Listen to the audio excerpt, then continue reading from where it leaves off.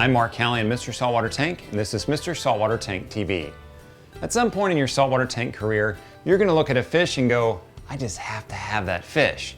Once you take a step back though and do some research, it's going to be pretty clear that getting this fish is going to come with some risks.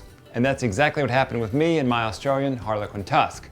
The Harlequin Tusk is an absolute stunner of a fish with vertical bands of bright colors and teeth that stick out of its mouth. In my case, I knew that the tusk would likely eat any mobile invertebrates in my tank, starfish, shrimp, snails, crabs, and maybe even some small fish. For me though, it was worth the risk, and here's my experience over 13 months with my Australian Harlequin Tusk. The journey with my tusk started at Cairns Marine in Australia. I chose an Australian Harlequin Tusk partly because they are better looking than their Indonesian counterparts. The Aussie Tusk are also hand caught and come through a short supply chain, which means that you get a better fish. I selected the smallest one I could find.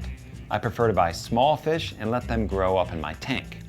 After a 40-hour journey across the Pacific and the United States, my tusk landed in Nashville, Tennessee. Into quarantine he went, and he looked like this. Not good.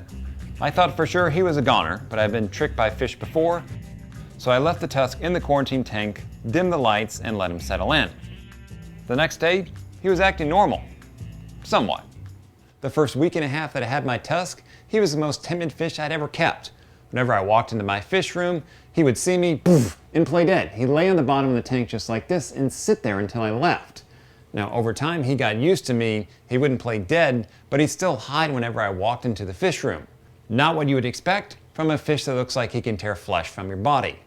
Over the course of his 30-day quarantine, the tusk grew more used to me and became significantly less timid. And besides keeping diseases out of your display tank, this is another reason I like to quarantine all my fish for 30 days, is the acclimation period. During their 30-day quarantine, the fish gets used to you, they learn you're not a threat, you learn the fish's habits, and it gets the fish eating the foods that you're used to. In other words, you're conditioning the animal to life in your tank. This way, when the fish goes into your tank, they know that you're going to feed them. They also know that whatever you feed them is what they're used to and they're going to eat it, and the fish has some weight on them. So if they happen to stop eating because they're in a new environment, that's okay, they've got some body weight to sustain them. This proved very important with my Harlequin Tusk. As soon as he went into my display tank, he got picked on by an Atlantic blue tang. The tusk was twice the size of the tang, but the tusk did nothing to fight back. Instead, he hid in his hole all day long and he wouldn't come out. What a sissy fish. The tang had to go, and one night I netted the tang and banished him to my sump. Only after the tang was gone would the tusks start to come out. Once they did come out, he ate all the serpent starfish in my tank, but he didn't touch any of the snails or hermit crabs. He didn't touch any coral either, nor did he eat any fish in my tank.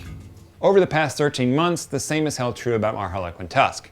He hasn't touched any snails, occasionally he'll pick off a hermit crab or two, and he hasn't touched any of the fish or any of the corals in my tank. He's definitely got some quirks about him though, especially around feeding time. When I go to feed nori, the first piece will likely get ripped off in its entirety by the tusk. I welcome that moment though because the tusk is now occupied with a mouthful of nori, and the rest of the fish can get their crack at nori.